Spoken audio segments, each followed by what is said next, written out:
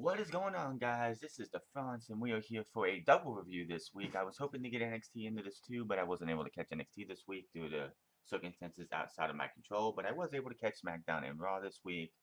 Before we get into the reviews, I would like to say that Raw was the better show of Raw this week, and that's hard to say half the time because SmackDown, before WrestleMania, was killing Raw in the ratings and killing Raw overall.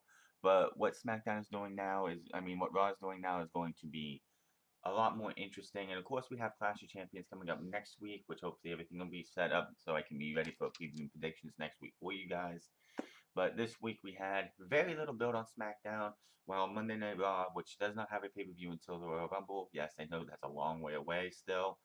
But other than the cruiserweights and what's with the women on both these shows, I will have to say, since I'm doing both of these today. What is with the women's divisions on both these shows?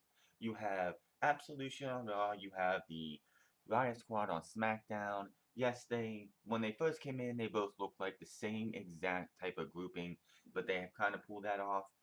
And Absolution is doing their thing one way, and Riot Squad's doing theirs another way. But what is with these factions? Look what happened the last time we had factions in the women's division. We had Team Bad, Team PCB, and Team Bella, and it was just a train wreck. So I don't know how long these guys are going to be together. I mean, for first off, Sarah Logan, we'll get into it more on SmackDown. Whoever is scripting Sarah Logan is just awful. They need to stop that and just get rid of it. Also, there's going to be some news we'll talk about later on that refers to what happened with Matt Hardy this past week, which I am so for, and I can't wait to see get evolved even more and see how it goes. But from the news that has broken, it makes it a good thing that it's going to actually get some breathing room and a bunch of other stuff. But into the review, we do not have any audio clips this week due to the circumstances that I'm under at this time. But I'll do the best I can. Make sure to just like, share, and subscribe. And let me know down in the comment section below what you guys' thoughts are. And if the audio does sound a little bit better, I am using OBS Studio instead of just regular OBS. So hopefully things sound a little bit better this time. Raw starts off with Kurt Angle coming to the ring, who encourages the use Suck chance now. I mean, back when 2005-6, he was coming out with like the ears over his head, not trying to hear it. Now it's a terminal endearment, which is just so weird. I mean, even Corey Graves mentioned it. It's the only time and the only place that could happen is in WWE. He comes out talking about how there's going to be a cruiserweight, not a cruiserweight, but an Intercontinental title match this week. And that man who's going to challenge is, and Jason Jordan music hits before he can say who it is. Jason Jordan starting to pull off this, well, I'm your son, I deserve everything. You should give me everything that I want. Don't listen to them, just give me what I want. He begs for an Intercontinental title match. Out comes Roman Reigns, still holding the title like it's a prop instead of a proper title, holding it over his shoulder like he's carrying a bag of laundry. It looks just so disrespectful to the title. But he comes out, tells Kurt Angle that I want Samoa Joe. Your son's not getting his match tonight, and then out comes Samoa Joe, who wants the same thing. Of course, before Samoa Joe comes out, Jason Jordan calls Roman Reigns the poster boy for what WWE wants. Roman Reigns tells Jason Jordan to, if you want it, I'm not going to give you what you want. Come up and step up and take it. That comes into play after Samoa Joe comes out. He comes out and Joe accepts the challenge, but he says he is a honorable man and gives Roman Reigns 5 seconds to relinquish that offer because he has no idea what's going to happen to him when he gets into a fight with him and that he can't beat him. Well, Roman Reigns turns his back to Jason Jordan, tells Samoa Joe that he is his time, the time's up, and get your butt down here and let's fight. But all of a sudden, Jason Jordan drops his mic, grabs Roman Reigns, and gives him a back suplex. Looks like he goes from being the most booed over person to being cheered like immediately. It was just an obvious face turn. The Shield reunion has failed overall with trying to get Roman over. It looked like at Survivor Series it was going to work. It looked like the night after Survivor Series it was going to work. But that was just slowly. You can just hear the boos. Especially when he comes out and just Roman attire, Roman Reigns on this thing and not the Shield name. Everyone's like, well, that's that. Let's see. So we had then after he's back suplexed him, he leaves the ring. Roman Reigns is like, Joe, you can wait till later tonight because he wants to wrestle Joe, which that they're going to build to, and hopefully it'll be on like a big show. I don't think it's gonna be next week. I haven't seen anything yet about it being next week, but that is hopefully going to be a great match for those two. Unfortunately, I don't think Roman Reigns is losing this title anytime soon. Roman Reigns is going to hold this title going into WrestleMania to take on the Beast Brock Lesnar, and there's nothing we can do about that. Jason Jordan versus Roman Reigns was a pretty good match. Jason Jordan favoring his knee for majority of the match. Roman Reigns pretty much playing his old stick, get beat up for like 95% of the match, come back, Superman punch, spear, miss spear, hit the spear 1, 2, 3. But Jason Jordan did get some licks in. Jason Jordan picked him up and ran him from corner to corner 3 or 4 times, looking so like at least getting. The one thing about Roman Reigns beatdown is he's actually getting people to look like they can actually go, and hopefully it will help put people over, so we don't have to rely on part timers later on. But I doubt that with news of Batista wanting to come back. We'll get to that later. And of course, Samoa Joe is looking on. Booker T needs to get off commentary ASAP because he just flips over and over. 1 minute he's praising Jason Jordan, and the next minute he's cutting this guy's legs off with how big a mistake it was or anything like that. And then later on in the show, he flips, and it's like Corey Graves getting on Booker T too. It was doing like Sasha Banks match. He's like within 20 minutes, Booker T flip flop from being pro this to pro this, and it's just like Booker T is awful. I don't know if it's because I think Booker T it could be fine on his own if he didn't have Vince McMahon in his ear telling him to change and stuff, because it's just annoying. It was a really good match. It was a really good match between these two. The end came. Let me see if I have it here. Yeah, and it sets up Jay.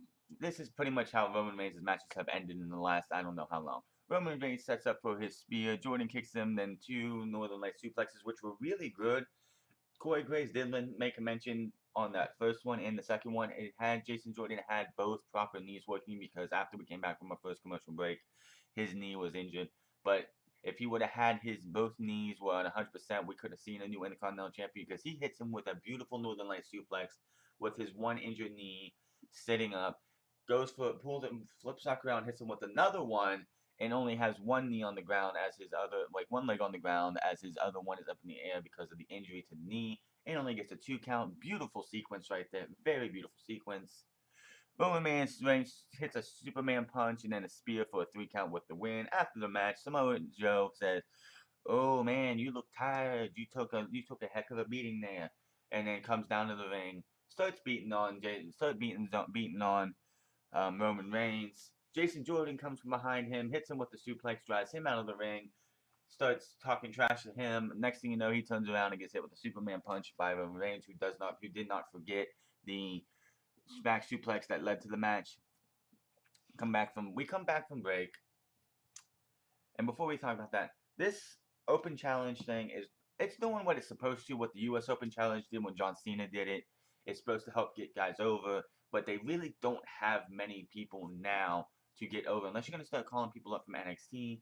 We already have Matt Hardy and Bray Wyatt in a feud, so I don't think either one of them are gonna answer the challenge. What are you gonna have? Titus O'Neil and Apollo Crews too. I mean, they're not really anything. Those guys have been off in catering, doing whatever they want, not really doing much. So what are you gonna do? I would like to see like a Cedric Alexander from the cruiserweight division, like break away from the cruiserweight division and challenge Roman Reigns to a match. I think it would be a heck of a match if we had a Cedric Alexander or a Rich Swann or Mustafa Ali or Brian Kendrick, if anyone too.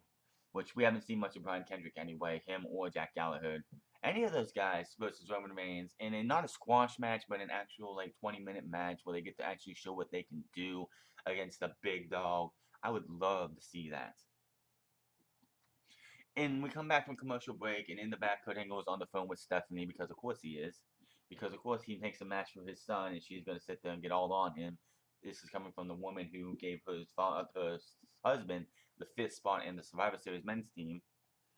Jason Jordan comes in and wants another chance and wants a match with Samoa Joe. Kurt Angle says he doesn't want to play favorites. He doesn't want Kurt, like the guys in the back, to know him for playing favorites, because he's trying to protect his job too. Trying to play favorites with the son would be a bad black eye to him with the superstars in the back, and Stephanie would have even more reason to get rid of him if he was starting to play favorites. Then he yells at Jason Jordan to get out. He'll take it under advisement about the match with Samoa Joe. As soon as Jason Jordan turns around, gets ready to walk away, and Samoa Joe just runs beeline into him, into the wall. Starts yelling at him, and then the only thing that I could really make out was that he said to Kurt Angle, as Kurt Angle's helping him up, like father, like son. If anybody knows Kurt Angle and Samoa Joe's past, Samoa Joe lost his winning streak in TNA to Kurt Angle, so it's nice to see them having a little interaction there, because those guys have a lot of history together. Paige versus Sasha Banks. Paige's first legit match, because this was an actual match, and this was a pretty good match. First match in over a year. Last week they didn't have a match. It was supposed to be the Absolution versus Mickie James, Bayley, and Sasha Banks. Mickie and Bayley got taken out before that match, and Sasha Banks got beat down, which led to this match tonight. Or not tonight, but Monday night. Alexa Bliss, of course, is out on commentary again. I don't know why. I don't understand why they're having Alexa Bliss sit here at commentary. What does it actually add? Is she going to be challenged by Paige for the Women's Championship at the Royal Rumble? It's the only thing that I can think of, is that Paige will win, that will be challenging for the Women's Championship at the Royal Rumble and win that. But we got a long way to go from there. Sasha Banks comes out after Absolution with both Mickie James and Bayley. The bell rings and we are on. Midway through the match, there is a botched powerbomb sunset flip that made Sasha Banks just hit her neck so badly on the ring.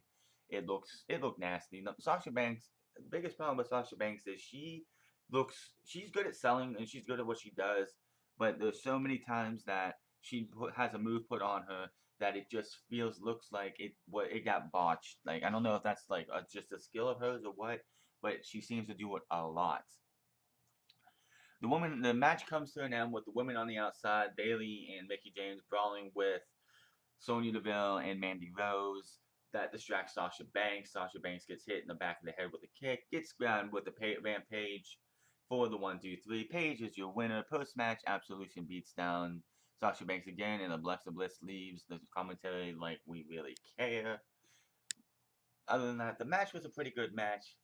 Those, like, Sasha Banks and Paige both showing why they are the two of the best that WWE have had in the last 5 years. Good match. The other 3 women on the outside was unnecessary. It is a cheap way to give Paige her first win with a distraction, so it is what it is. It did its job. It gave Paige a win. What is with her red lipstick? I'm used to Paige with, like, the black looking a little bit like... something about Paige, I don't know, since she's been back, she still looks like she's a little unhealthy. I mean, remember those pictures a couple months ago of her popping up and, like, with her and El Patron, and she just looked like she was anorexic or something. Like, I don't know if she's, like, getting over that. I'm not going to judge anything. It's just, she just seems so unhealthy with how she looks right now. In the back, we have Kurt Angle texting, I don't know who, probably his agent being like, what have I gotten myself into? I need to get out of this job. When Elias comes in playing his guitar, Kurt Angle is not impressed with Elias. Elias wants another title shot and calls Kurt Angle on his blatant favoritism, and it is not cool.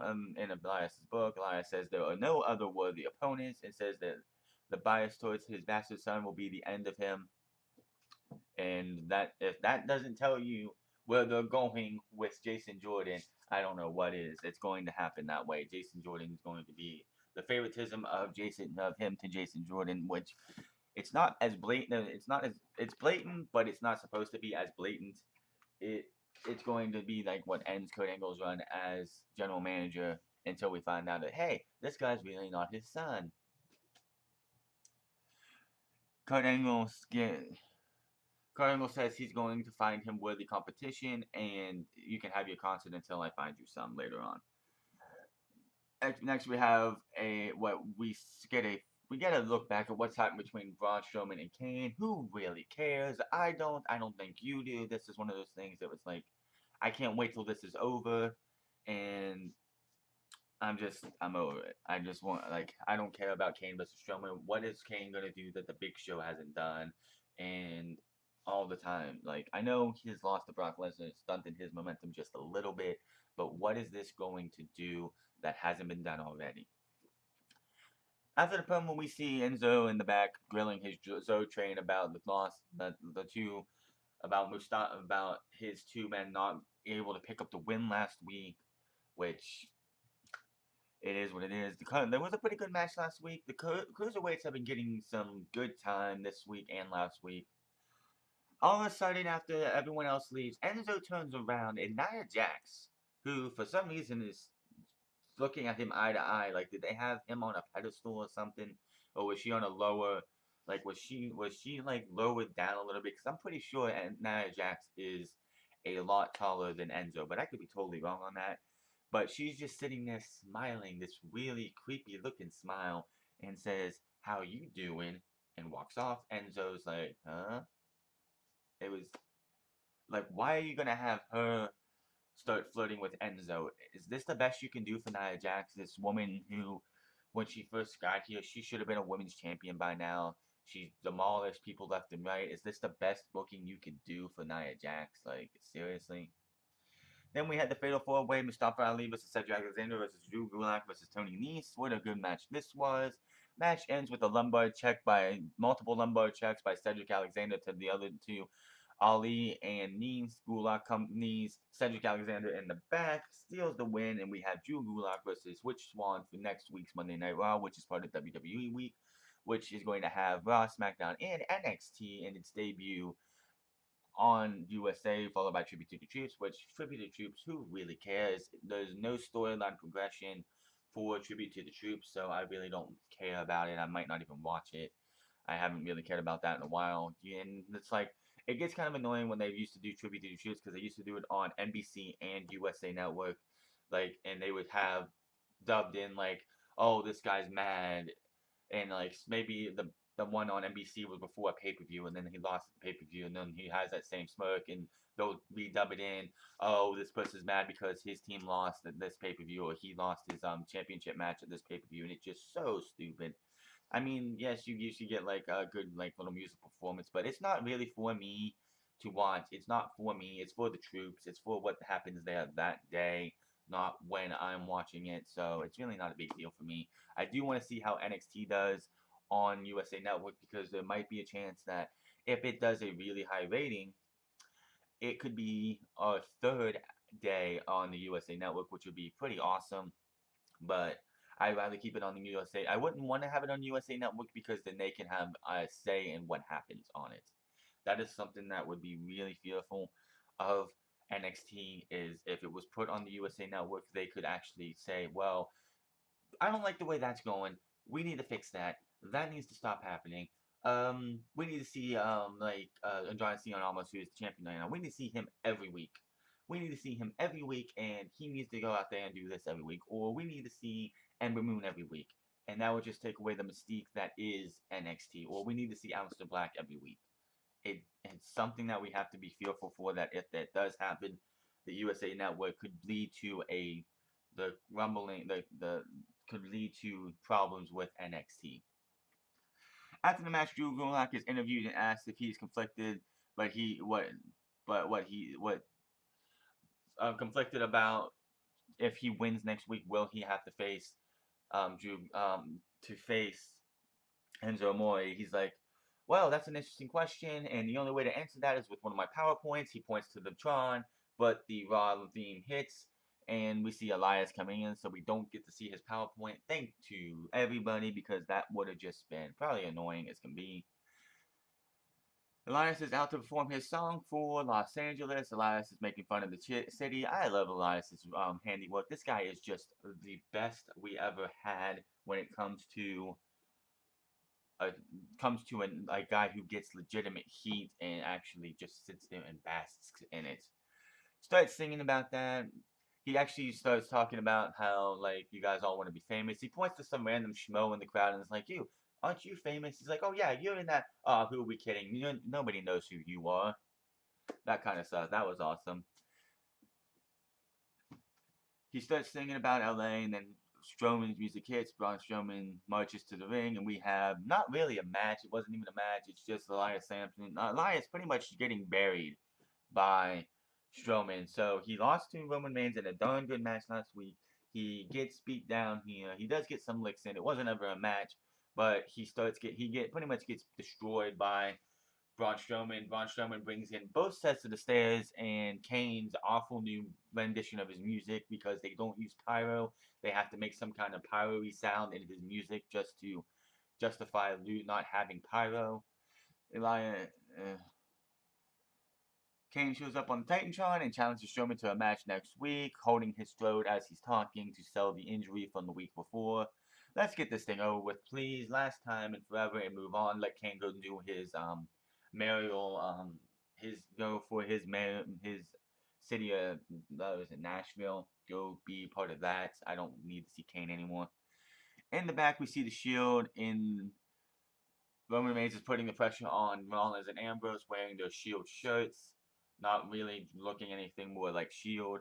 We have Roman saying, "Well, I did my part. I kept my title. Now you guys got to go out and win yours." Rollins pretty much says, "We don't lose when we tear up against the bar. There's nobody here. There's no New Day here, so it's not going to be a problem." Ambrose and him. Ambrose is like fooling with, like goofing with them, but like, "Oh, that was today. I didn't know." And that was that. Like the Shield is like it's there, but it's not. It's there, but it's not. As you would see later in the night, you have Roman come out, and he wasn't dressed in Shield garb. He was dressed in Roman's garb, which is two totally different things. And then of course you had Ambrose and Rollins later on, who didn't come out too. Like no one, they haven't used the Shield music since Survivor Series. Like they're still part of the Shield, I guess, but they haven't used the Shield garb and Shield anything since Survivor Series. They've been back to the single attire, so we probably won't see another Shield match. And since this is Thursday when I'm recording this, and there's already matches announced for next week, we're gonna have Cesaro versus Roman Reigns, Samoa Joe, and all those. You'll see that. I'll talk about that again here in a bit. We have Asuka versus Alicia Fox next. Alicia Fox actually got some offense in. This match did not go as quick as the Dana Brooke 3-second match, 4-second, 5-second, whatever it was last week match. So that was Alicia Fox did get some moves in, but in the end it became she actually had a 2 count on Asuka too. Asuka has a smile on her face, just and lets Alicia Fox have it. Asuka kicks Fox in the head into an armbar, and she taps out. She hasn't been using the Asuka lock as much, but she's been using like a 6 ways to Sunday. And she can beat. Asuka is one of those characters in the women's division that can beat you 6 ways to Sunday. She can beat you by tap out in 3 different ways. She can beat you by pinfall. She can beat you by knockout. She's just one of those special characters that I can actually buy being undefeated. I will hopefully next week be able to do a double review of NXT because I was not able to check this week out. So I can at least review last week and this week and next week's, which will be on the USA Network, and I'm looking forward to that.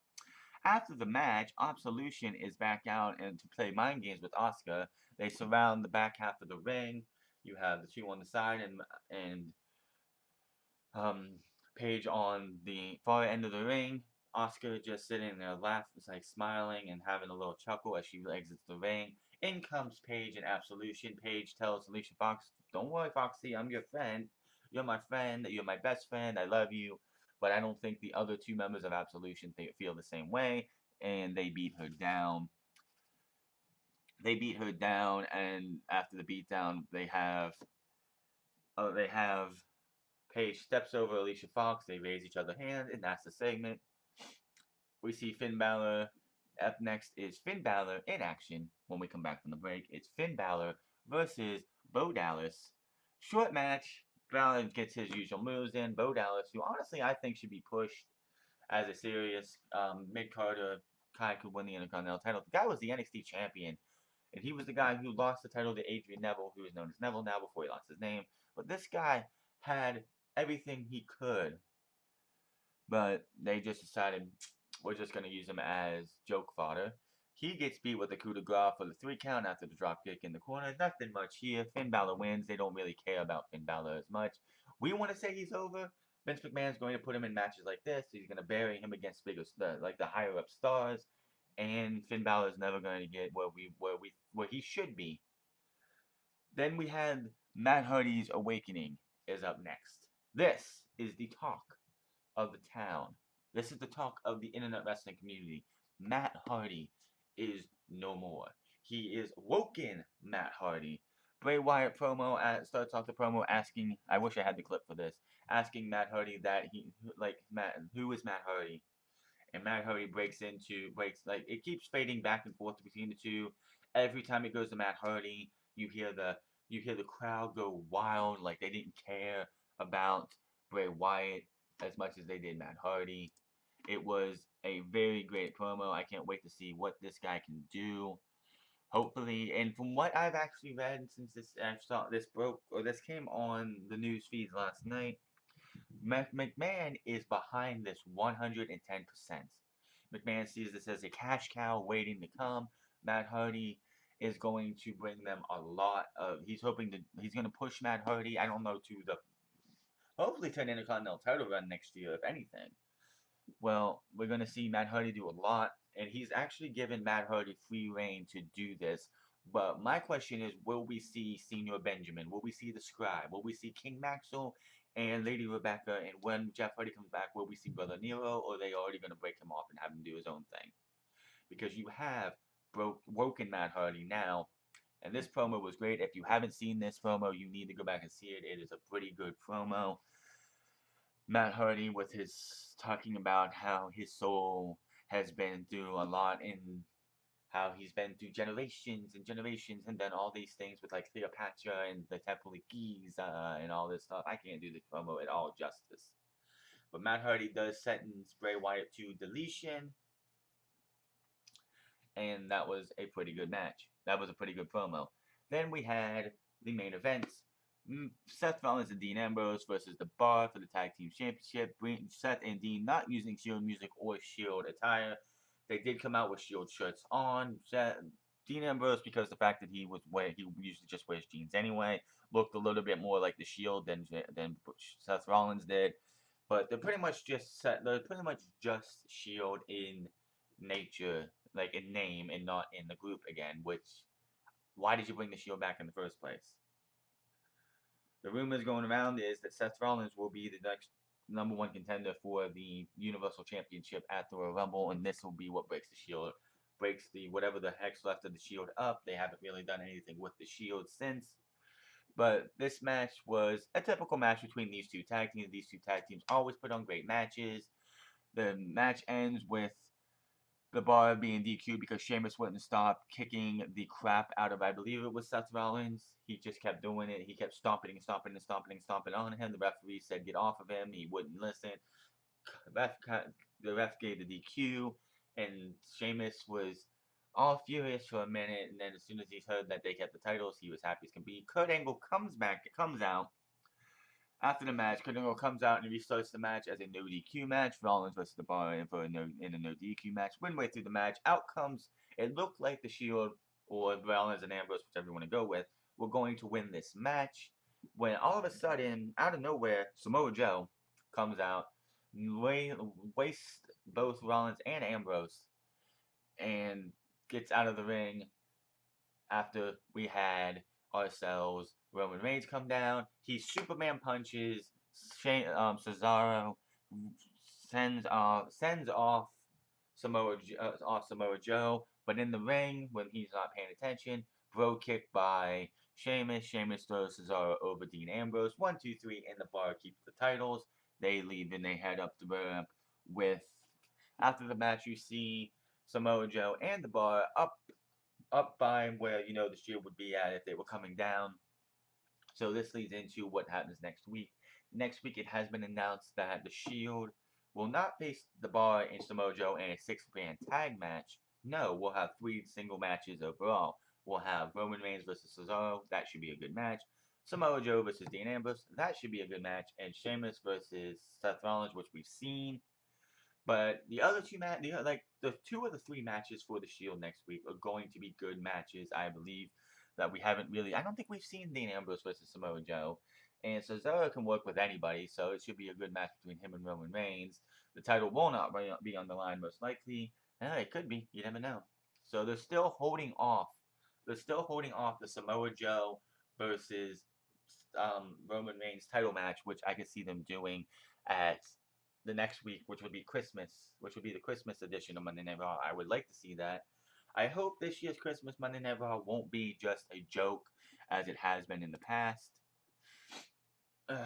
But that was the Raw. That was Monday Night Raw. Monday Night Raw was a pretty good show, and of course, the biggest talking point was Matt Hardy as awoken Matt Hardy. How they will let this go, I don't know. We'll see how far it goes. According to the Wrestling Observer and all them, Ed Norholm somehow owns the Broken Universe still, which I doubt that since Matt Hardy put out a copyright for it, and I believe it hasn't been challenged yet. We will see. But that was Raw, and on to SmackDown Live, which was a terrible show, in my opinion. SmackDown Live was awful. They have between now and next Tuesday to sell Clash of Champions as being a good show, and quite honestly, it's not. Before this week happened, we had Byron Saxton, and I believe they were in Madrid, Spain, or wherever they were, or Mexico, one of the 2 places, give us an announcement that there will be all 4 championship matches have been confirmed with AJ Styles versus Jinder Mahal, the U.S. title with Baron Corbin versus Bobby Roode versus Dolph Ziggler for some reason, and the Women's Championship of Natalya versus Charlotte, which gets all kinds of crazy this week, and the New Day versus the Usos versus Benjamin and Gable for the tag team titles. Those are your 4 matches that are going to happen for the 4 title matches that are going to happen at Clash. We did get a little bit more on this night from SmackDown this past Tuesday.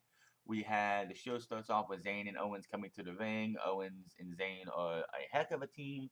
I like what they have with Sami Zayn as a heel, him being that cocky jerk of a heel. It is a pretty cool thing. I wish they would actually give him they would actually use them properly instead of just this vendetta. By the end of this night, we have Shane McMahon showing his true McMahon colors. That's all. That's the biggest thing you can say from this night is that McMahon comes out and shows his true McMahon colors by the end of this night. And they are leading to something, but obviously it's not going to be a match between him and Daniel Bryan, but something's going to happen probably at WrestleMania 34 with those two, as in maybe they don't have a wrestling match, but maybe they have, like maybe Shane wrestles somebody for Daniel Bryan, since Daniel Bryan can't wrestle unless Joseph Maroon actually gives the okay, which we know he's not going to. We get a recap of what happened last week. Owens welcomes us to Sammy and Kevin show. Zayn calls it the Kevin and Sammy show, which it really freaking matters. Whatever. They keep saying they were better than Bret Hart and Stone Cold and everything else, which is why they have been the target of the next McMahon jealousy. I wish I had the video clip, but they make very valid points about Shane and the McMahon family and how Randy has had everything handed to him while they had to work for it all. They're not afraid of Shane and everyone they have to use against them. They needed to outsmart Shane, and that was too easy. The crowd just seems like it does not care. This crowd on Tuesday was dead for the majority of this show. Like, even this opening promo, they were, like, pretty much dead for the majority of it. Like, they had their hands on they were sitting on their hands or whatever.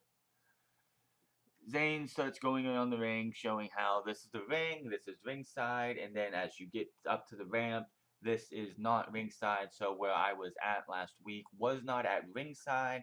So what I did last week was within the rules. We followed the rules, and there's nothing you can do about it. They start gloating about it, and out of nowhere, RKO from Randy Orton to Kevin Owens while he was in the ring by himself. Out comes Shane McMahon to make two matches. One for tonight, which would be Sami Zayn versus Randy Orton, with Kevin Owens handcuffed to the ring rope, which is just whatever. That's so dumb. As well as Sami Zayn and Kevin Owens versus Randy Orton and the partner of his choosing. The rest of that will be brought up later at the end of the show. What the rest of that even means. We're in the back with Bobby Roode. Oh no, we're not. Bobby Roode versus Baron Corbin was announced for Tuesday night, which I don't understand why they decided to add Dolph Ziggler to that match.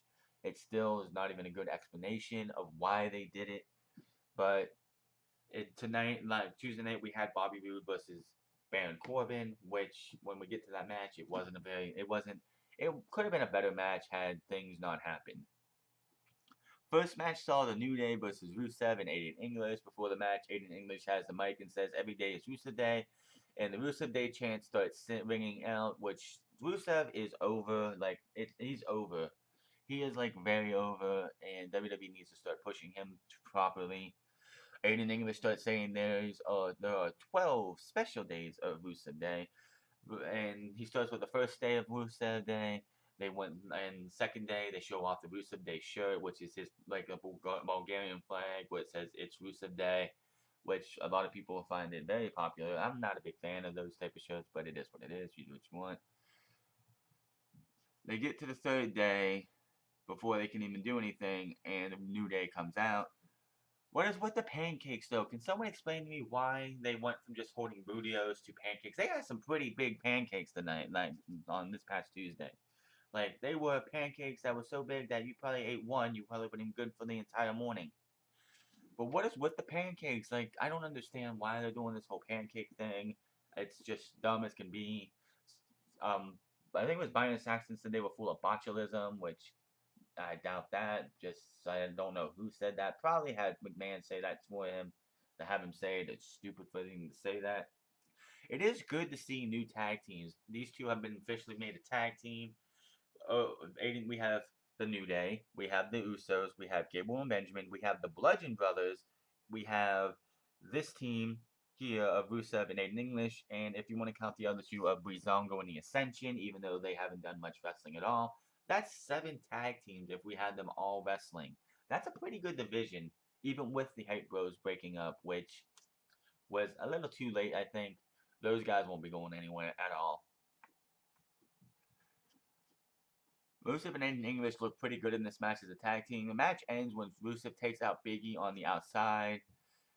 Kofi dives over there, takes out Rusev. Kofi throws Rusev back into the ring. Aiden English gets up to try and get Rusev to get at Kofi Kingston. Kofi Kingston knocks him back out. Rusev misses a dive over the top rope by Kofi Kingston. Kick to the head. And Kofi gets to Kofi, and that is it for the 3 count. Winners are Aiden English and Rusev. After the match, we look back at the Hype Bros destruction. In the back, Mojo Rawley is being asked why he brutally attacked Zack Ryder. Talks about how everybody from his buddy Gronk to everybody else is getting on him about why he attacked Zack, why he did what he did to Zack Ryder. But he ponders the question, why has nobody asked me what Ryder did to me? I won the Andre the Giant Memorial Battle Royal by myself, is what he says. Which we all know is a total lie because you had Rob Gronkowski pretty much come in and bum rush Jinder Mahal for you to win that match, which I could get into that, but I won't. About when they built Jinder Mahal up, if they wanted to use the Andre the Giant Memorial Battle Royal to help build him, that would have worked, but we're not going to get into that. And that he was looking up. Everything was looking up for him. And then Zack Ryder comes back to drag him back down because he's dead weight. And I'm a superstar. And I'm going up. Which he's not going anywhere. He's not going anywhere. He's just going to be pretty much in Kevin Dunn's catering probably for the rest of his career. He's not going to do anything. We're going to have Zack Ryder versus Mojo Rawley probably on the kickoff show for Clash of Champions. That match I don't really care about. Mojo Rawley, of course, will probably win that one. But again, who cares? Then we get an announcement that Aiden English and Rusev had been added to the Fatal 4-Way at Clash of Champions. So it's either Aiden English and Rusev are winning the tag team titles, or they're taking the pinfall. That's the only thing you can say, is that they're either taking the pinfall to one of the other three teams, most likely the Usos or the Gable and Benjamin, or they're going to win the tag team titles. That's the only reason you would put this team in there for this Fatal 4-Way.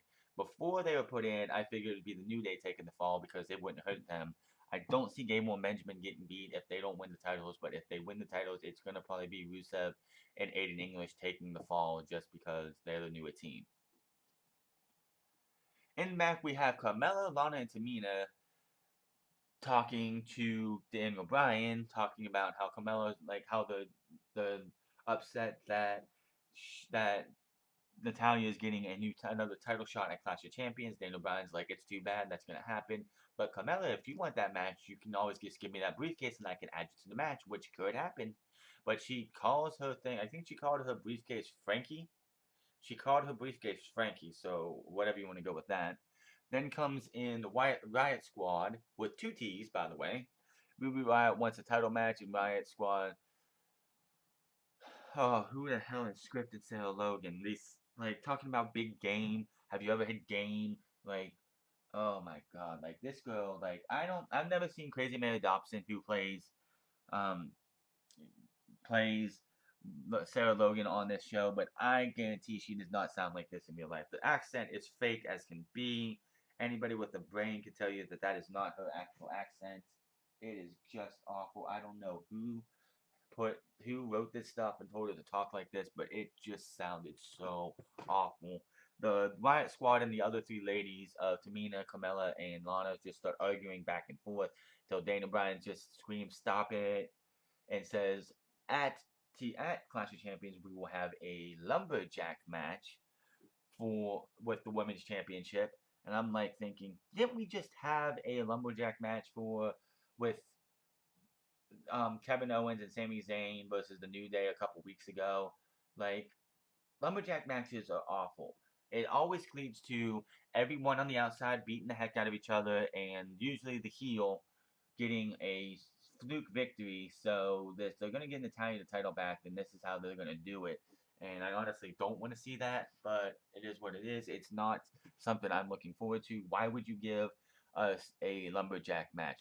That type of stipulation just has got to just be taken away. It's not worth doing anymore. Tell me in the comment section below one lumberjack match that you know of that was a great match, because I have never seen one. So we have to sit through that. And then we had Corbin and Roode in the back trading bubs about how their match is now a triple threat match at Clash of Champions. Then comes in Dolph Ziggler dressed like modern day Shawn Michaels for some reason. And he says that he's that damn good. He throws shade at Baron Corbin because he was able to cash in his Money in the Bank successfully when Baron Corbin, of course, lost his in 10 seconds due to distraction by John Cena. And that was that. The Bludgeon Brothers are up next versus a bunch of local jobbers. The Bludgeon Brothers theme is one of the best themes in WWE at this time. It is a very kick-ass theme. They beat down the local jobbers like they did the Hype Bros the last 2 weeks. With you had Rowan grab the one jobber, spin him around and slam him down. Then Harper slaps him in the face. Then Rowan picks Harper up, slams him back down on top of the local jobber, and they do the weak finisher, which looks like a powerbomb-ish thing where they got them both by one arm. They need a new finisher for sure, because you can't have that type of move if you go to take on, say, you take on Big E. That's not gonna work for him because that dude's tightest, just holding Big E up like that if they take on a New Day and slamming him back down, or Kofi, or one of the other guys. It's just a terrible finisher. They need to get that fixed. They need a new finisher. That's the only downside to the Bludgeon Brothers right now, is that. So they're on a winning streak. I can see them battling somebody, maybe Breezango, because they were supposed to be teased as the ones who destroyed the office a couple months ago. Then in the back, we had Zayn and Owens. Again, Zayn asked Kevin Owens who wanted to talk to Daniel Bryan earlier on when he was told about the match. And Daniel Bryan, he asked how it went. Daniel Bryan said he'd take it under advisement, and Kevin Owens and Sami Zayn just have to wait to see what he says later on. Sami doesn't look too happy. Bobby Roode versus Baron Corbin. I don't know why this match is happening tonight instead of why this couldn't wait for the pay-per-view and why they added Dolph Ziggler is beyond me. This match started off as a pretty good. It was a good match for the little bit that it was. Dolph Ziggler at ringside for commentary. Still don't know why he's in the match. They gave us, I guess, a little bit of reason tonight. Match ends not too long into it after they double close on each other. Ziggler gets in the ring, hits both men with a zigzag. He hit Bobby Roode first, so I don't know if Bobby Roode wins the match by DQ or if it's a no contest. But he does hit both men with a zigzag, and that was the end of that. In the back, Natalya, who, by the way, is one of the most annoying promos and awfully cringy as can be promos out there, is so happy about the lumberjack match with Lana, Tamina, and Carmella. She starts buttering them up, talking about how they need to be in her corner when the Clash of Champions happens, and if the Riot Squad, like if she throws Charlotte out there, beat the holy heck out of her because they still don't accept Charlotte as one of them, even though she's been on this brand since after, like the Tuesday after or the week after WrestleMania. And she starts talking about how if the Riot Squad come and try and do anything, are you guys gonna do your job and take them out? Then the Riot Squad comes up behind her, and she starts kissing their butt, talking about how they just wanted to welcome to SmackDown Live, and she just gets out of Dodge and gets out of there. That was just a terrible promo. Natty just needs to just stop. She's never been a good promo at all. She just has that cringy annoyance to her. Then we get a hate promo for the Clash of Champions for the WWE Championship. We do not see Jinder Mahal, thanks to whatever. We do not see him or AJ Styles on this night, which is fine. We don't have to see every single one of them. We don't have to see every single one of them. Like, see those two every week. We didn't see Finn Balor or Shinsuke Nakamura or even Bobby Roode on NXT every week. You don't need to see a champion every week. Heck, when Monday Night Raw started back in 1993, you didn't see the champion every single week. They didn't start doing that until like 95, 96, where you saw the champion every week. You don't need to. There's no way if they took, and this is something I gotta take from this. They took the Singh brothers and had him beat them down last week. He hit the Colossus terribly on one, and the Colossus on the other one, and that pretty much is like it for them. Hopefully, in the States, I guess at the India event they had this past weekend, or is it this? No, it's actually this weekend coming up, right? Yeah, it's this weekend coming up. That Jinder Mahal is going to be accompanied by the Singh brothers just because they're in India, but hopefully, if he comes to Clash of Champions without the Singh brothers, there's no way they could give Jinder Mahal the title back. The guy can't win without help, and if he has no help there, there's just no way he's winning the championship. Then we had Charlotte versus Tamina. Why this match happened, I don't know. This match did not need to happen. Tamina just needs to be the bodyguard. Like, she's just not that good in the ring. Everyone's been wondering, why does Tamina still have a job? Why is Tamina still there? Why hasn't she been released? 2 words. The Rock. She is in, I don't know if it's like legit, but she is like in one way or another related to The Rock. So she's Rock's family. She's going to be taken care of. She's going to have a job there for as long as she wants to. So she's going to be there, and they're not going to release Tamina, just like Nia Jax is also part of the Rock's family. She's going to get as much as she wants because they are there for the Rock. If WWE treats Rock's family well, there's a chance he'll come back later down the line. Not too much of a good match here. Match ends. Charlotte hits the big boot off and blocks Samoa drop into the figure 8, and Tamina taps out. Winner was Charlotte Flair. Nothing else there. After the match, Natty grabs the mic, says Charlotte should enjoy her last time as the champion. She will take her title back, and out comes the Riot Squad. They all talk about how no one's ready for a riot. Sarah Logan and Tamina Snuka get into it heavily. Like, I can't even remember what Sarah Logan said here, but she said something to the effect of like, my granddaddy always said something, something, something, and it was just like, mute the TV, I can't listen to this anymore. Her accent is so fake. Sarah Logan's accent is so fake. She does not talk like that. I can already tell. I don't know who's scripting her, but it needs to end. Give this girl something else to say. Don't give her this accent. It is just so awful. Tamina and Sarah Logan brawl until they're pulled apart, and that gets Charlotte the ability to get out of the ring unharmed, and that was the end of that. In the back, we see Sami Zayn and Kevin Owens. They run into Daniel Bryan. They ask him about what happens about the main event. Daniel Bryan, with a couple of, I guess, LA job, was it NWA LA or LA something, some local regional promotions guys posing as security guards behind him. He says he agrees with the general manager, and that's when we go to break. Next up is the main event, Randy Orton versus Sami Zayn. Owens is handcuffed on the bottom rope. We are back from the break. Before the match, you have the security guys, Daniel Bryan, and Sami Zayn and Kevin Owens. Zayn and Owens are begging Daniel Bryan to not let this happen, and Daniel Bryan's like, if you don't do this, you will be suspended for whatever ever. He's like, we're doing this because you keep interfering in matches, so we have to handcuff you at ringside, which makes absolutely no sense because at the beginning of this match, after about good 5 minutes or so, Kevin Owens still interferes in the match by distracting Randy Orton, who was brutalizing Sami Zayn for the majority of the beginning of this match. He distracts Randy Orton just by standing on the outside, so he's technically still interfering in the match even before everything happens later. So what was the point of having him handcuffed to the ringside area if you're just gonna see him distract Randy Orton and allow Sami Zayn to get in to the match a little bit more?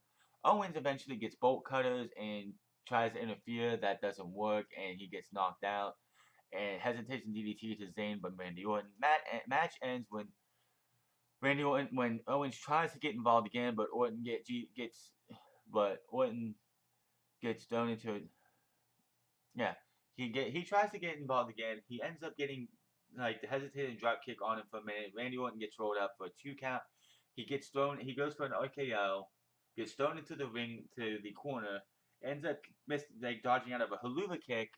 And he rolls Sami Zayn up for the 1-2-3. Obviously, they want a 50-50 book to make Randy Orton look strong, but they're also hurting Sami Zayn, who should have probably won the night.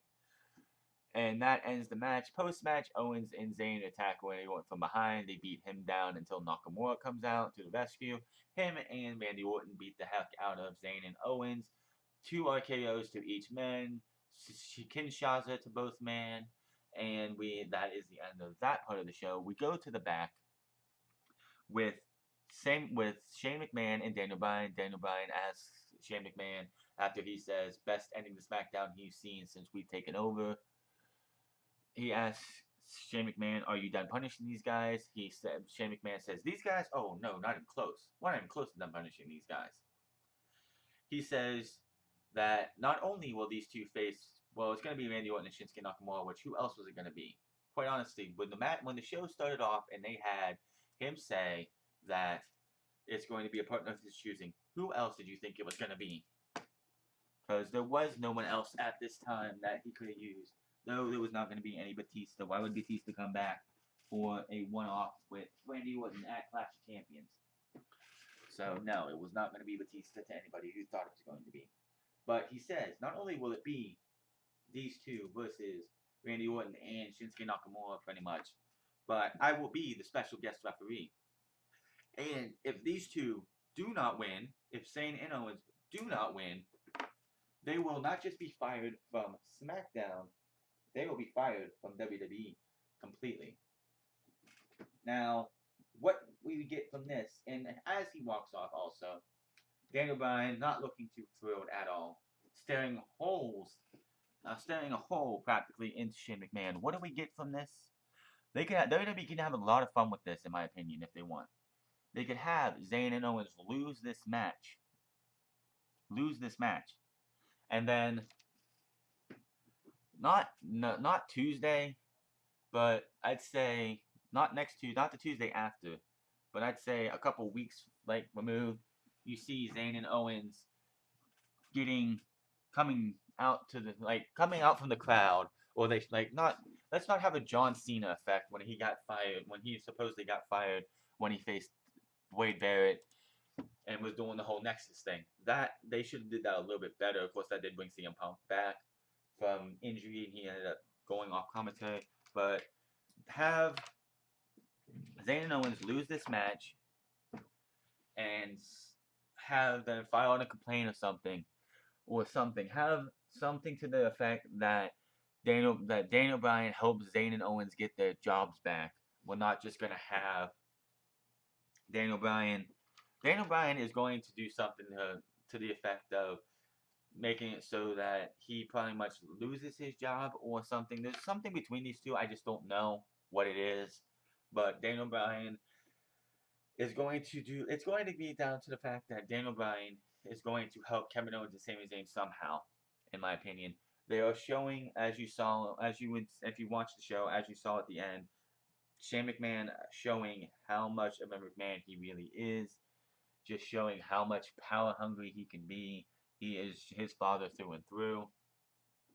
But that was SmackDown Live, and we have another week to go before we see how this goes. And then the go home show is this coming Tuesday. I can't wait to see that. Hopefully, I'll have everything settled by then for Raw, SmackDown, and NXT all on WWE's USA Network.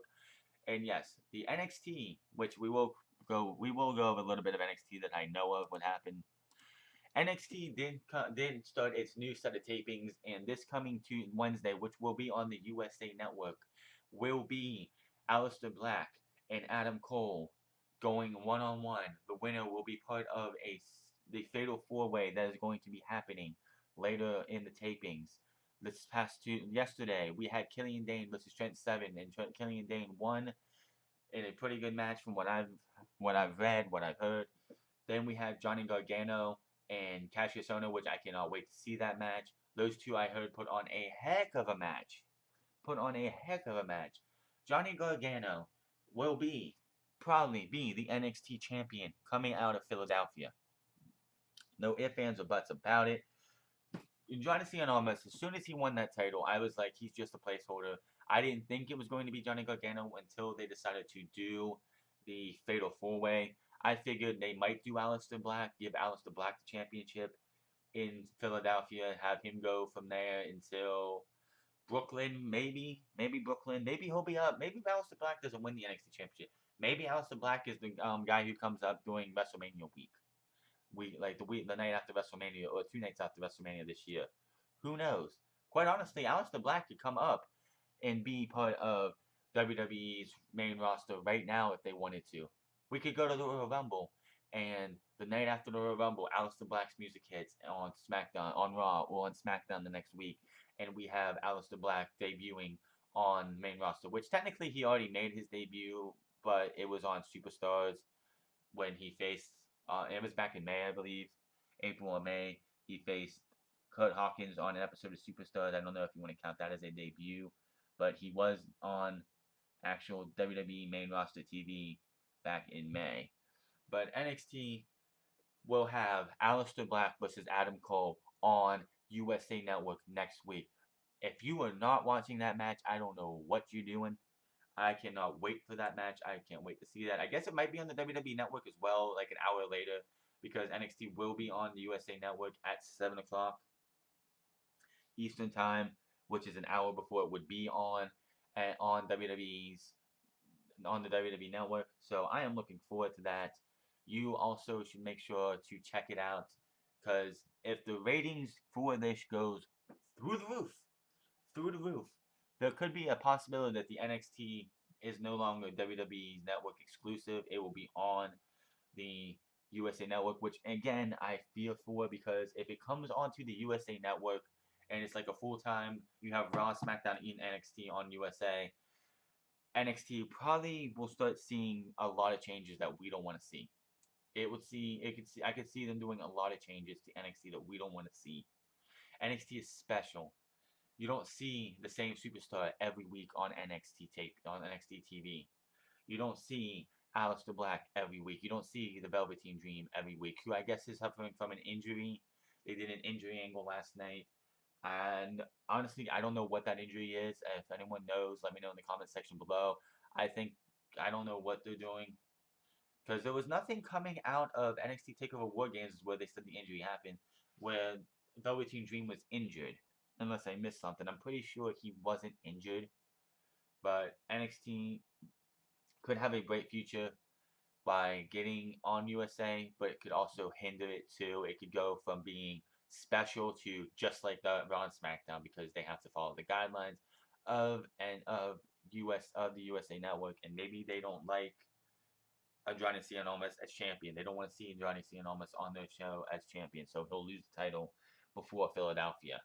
So I would say watch the WWE Network version, which will be an hour later probably. I'm not sure. But yes, it's gonna be looking forward to for NXT on on the on the USA Network next week, part of WWE Week. This is the first time they're doing this, and then we have a long way to go before Philadelphia. We will have Adam Cole versus Aleister Black and Roderick Strong versus. I don't think Roderick Strong versus um, Lars Sullivan is next week, but I know Ember Moon versus Peyton Royce probably for the women's championship. It would be smart if they put if they had the women's championship on the line, especially if it's on NXT TV on USA Network to help it out. But it's going to be an interesting show. NXT has always been a great show, in my opinion. But that is your reviews for this week. I will check out NXT and have a proper review hopefully next week along with the USA Network review. So make sure to like, share, and subscribe. Follow me on Twitter at The France. Find me on twitch.tv/TheFrance08 when I can get back online and be able to do what I want to do. And I will see you guys later. Make sure to have a wonderful week, and I will see you guys next week.